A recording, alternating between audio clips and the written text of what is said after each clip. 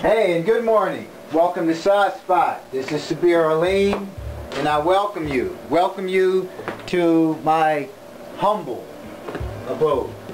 I am again sitting here with a nice hot cup of Java freshly ground this morning. This is cup number 2, actually, and again have my candle up here, nice aromatherapy. If you're not into candles and scents that you bring into your home to help create an atmosphere of serenity and peace, give it a try. Some folks think it's really corny and really has no significance, but you really need to read into those kind of things. Anything you can possibly do to add to the comfort of your home, even if you're renting a room and living in a room, anything you can bring into that environment to create an atmosphere of peace and serenity, just listen. I encourage you to try it. There are even body washes and things that you can use. Yeah, I'm a great fan of Bath and Body Works. There's a lot of stress relief kind of things you can use. Nice scents. And listen, try these things. In a day and age where we are subjected to so many stresses in daily life, what will it really hurt?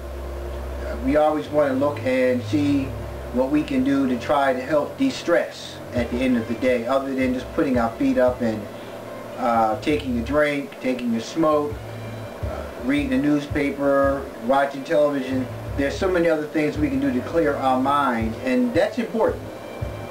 It's really important that we learn to de-stressitize at the end of our day, especially if you're working outside the house, but even more so if you are a stay-at-home parent. Because staying at home means that even though the children may be in daycare or the children may be in school, you would like to try to get some sleep, but during those times of the children's absence, there's work to be done. There's preparation for the following day. There's preparation for the following week. There are chores that need to be run in order to be able to take care of the home and prepare meals and all those things. So it's a 24/7 job. And when parents separate, a lot of times the parent who is not the primary custodial parent fails to realize the hustle and bustle of the day itself for taking care of a child. I always encourage people to spend a day on their day off, if they're not the primary custodial parent, in looking at what it takes every day. And some say, well, I know, I've lived with them, and so I know. Well, when you're living with the other parent, it's totally different. Unless you're just lazy and don't take any part in the family, it's totally different, because it's, we're doing two different roles. We're bouncing off of each other what can and cannot be done, who needs to do what. But when it's only you don't have a sounding board.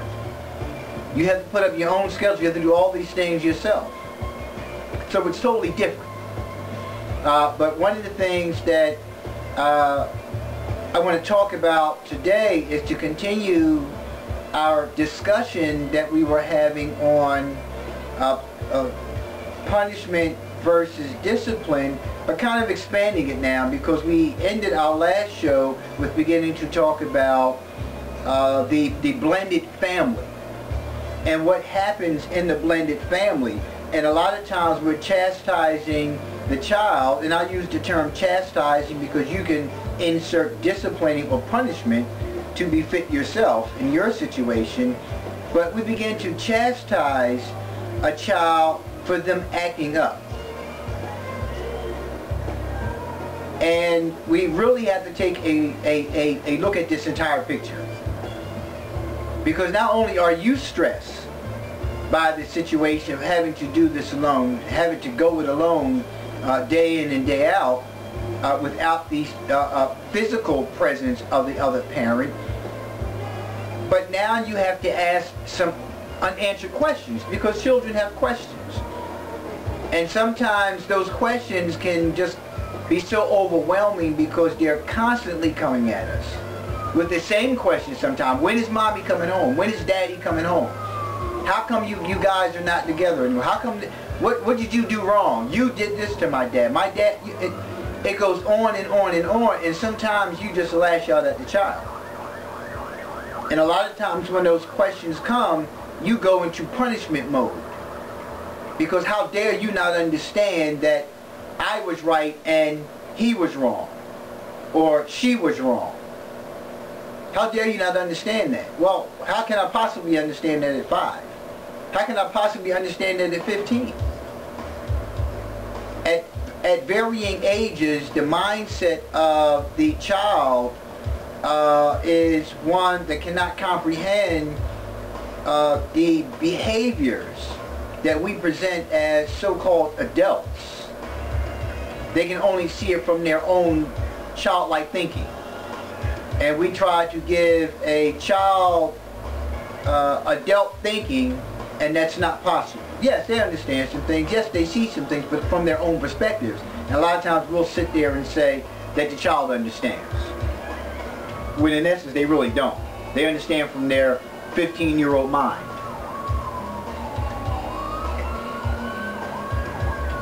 So one of the things I want to begin talking about is how to help an angry child, because children are angry. Listen, when I separated from my first wife, I also separated from 2 daughters who were with her, and one of my daughters took it really hard. And even to this very day, there are some difficulties in that relationship between her mother and I. How much of that is related to the separation? How much of that is related to how she began to just live that out in her life? I really can't speak to it. But I can speak to the fact that early on in that separation, it was very difficult for that one particular child. And a friend of mine, Jerry Hawthorne, actually shared some information that's very significant.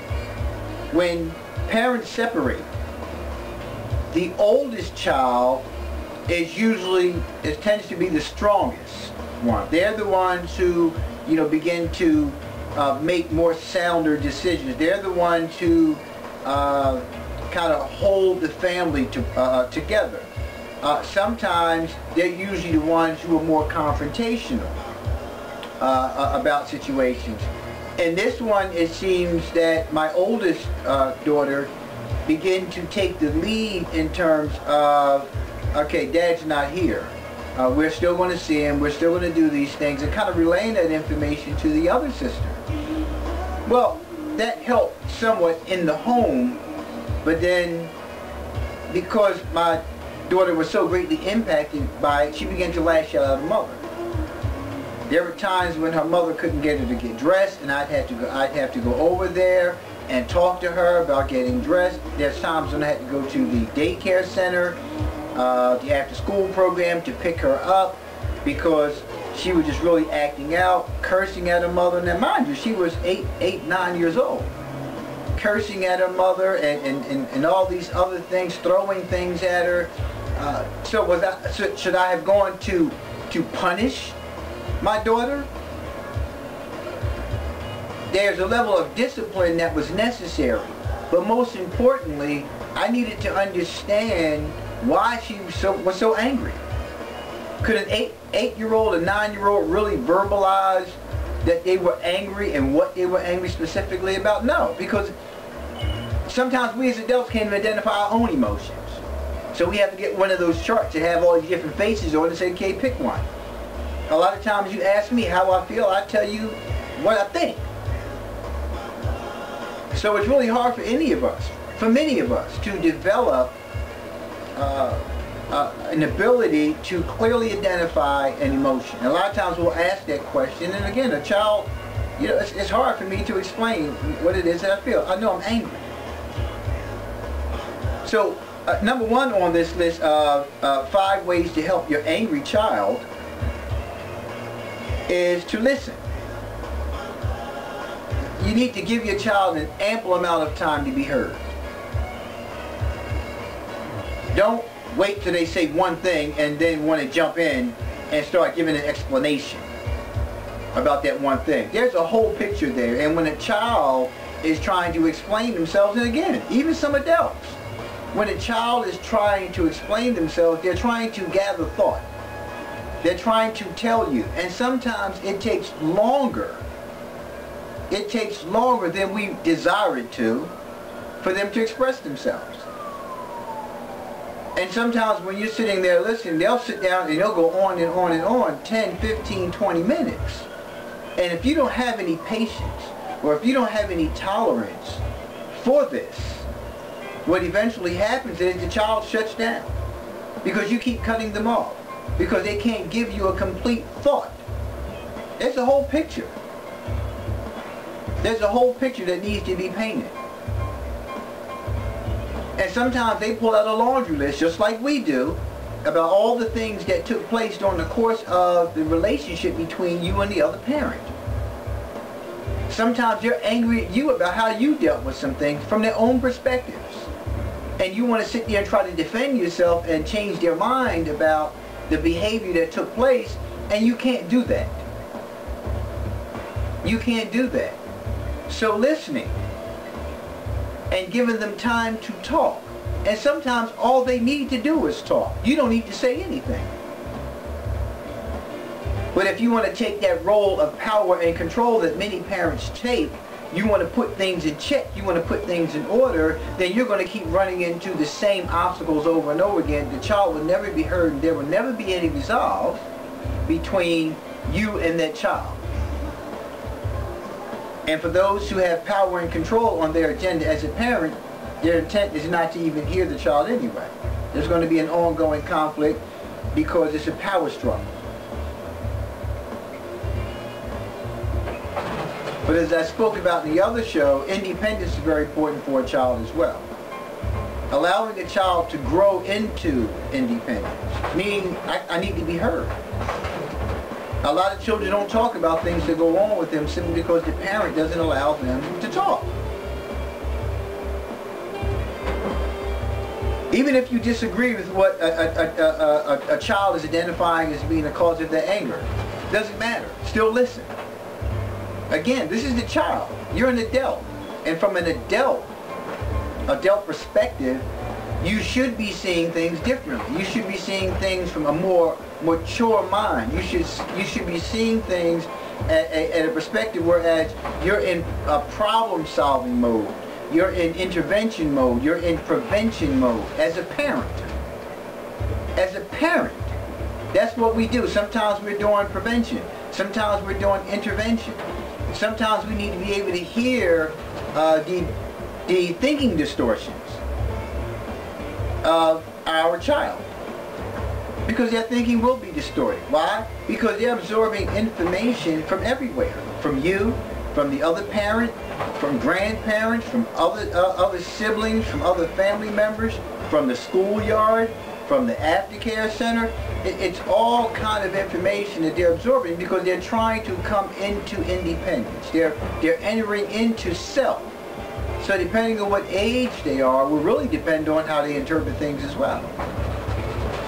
Because when you start looking at puberty, you start looking at pre-adolescence, adolescence, all those things that are taking place, you start looking at hormonal changes, testosterone surges, and you have yours going on as well, there can be a whole lot of fireworks.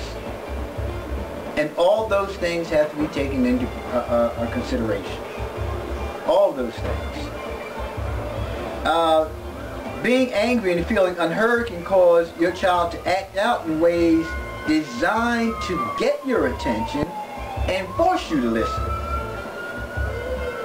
And force you to listen.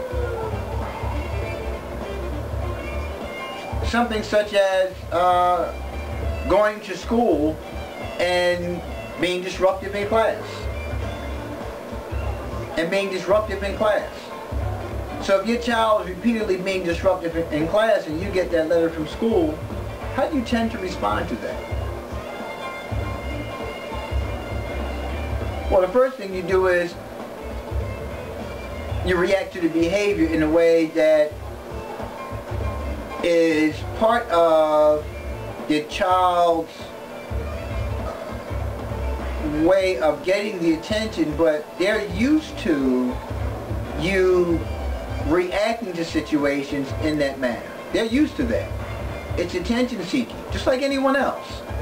They become conditioned to act out, and when they act out, that's the time when you talk to them.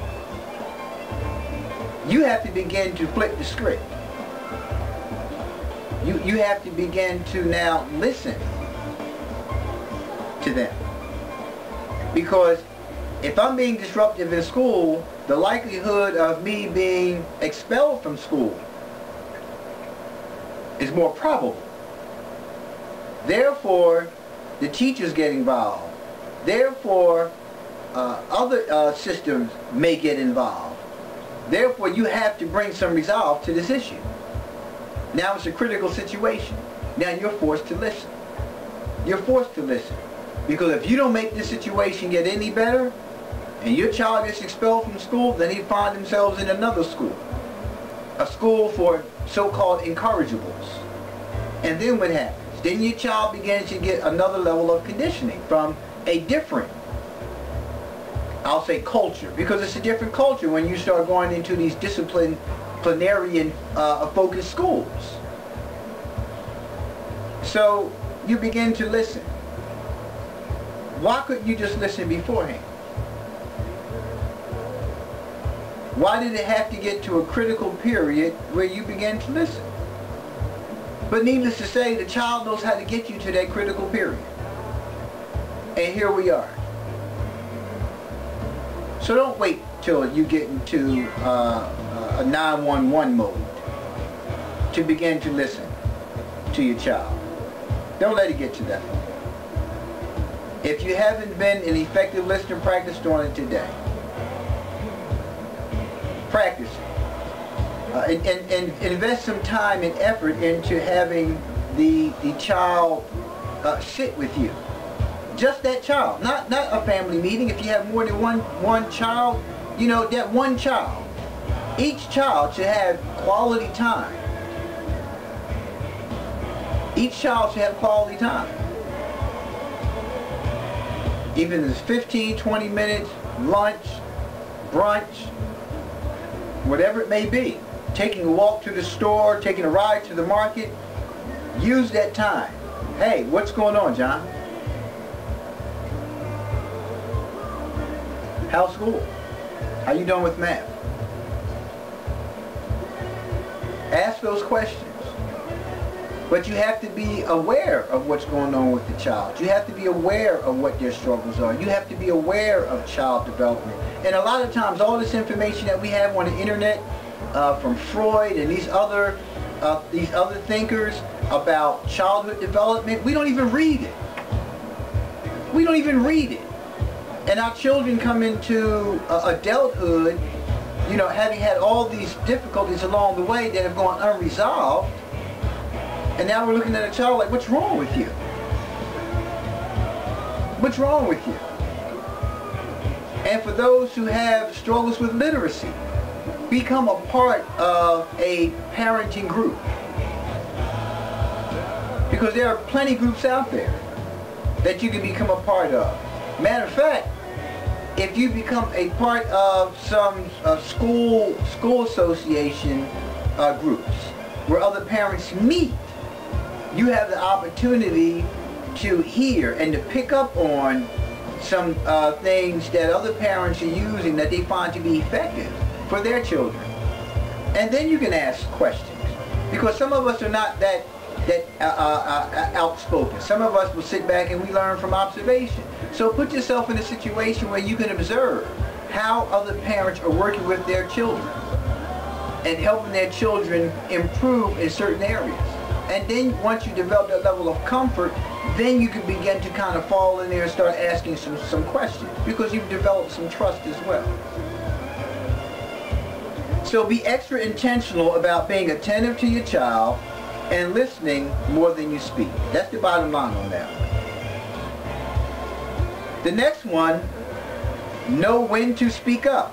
When you're dealing with an angry child, you have to realize that the intensity of his or her emotions can actually prevent what you have to say from sinking in, no matter how important or valid it is. So you have to, again, this is where it's so important for you to be in tune with what's happening with your child. You have to be in tune with certain things that are going on with your child. To increase the chances that your attempts to communicate will be successful, take in consideration timeliness when looking for an opportunity to share your concerns. And again, I can't stress this enough. Every moment in the course of the day is an opportunity, somewhere in there, for you to be able to sit with your child and listen to them and to talk to them. And it's so many times when you're getting dressed. Now, I wouldn't suggest that, I would suggest that if it's a child of the opposite sex, that you would be, dressed in a respectful capacity, and they can come in when you're doing your hair or your earrings or, certain things like that. But when the child is of the same gender, it's always a good time to get dressed together. Have the child lay their clothes out on the bed as well. And if you're getting ready, to go to work in the morning and those things like that, they can put their pants on and their shirt and their socks on and their shoes on the same time as you are. And during the course of that time, you're talking to the child.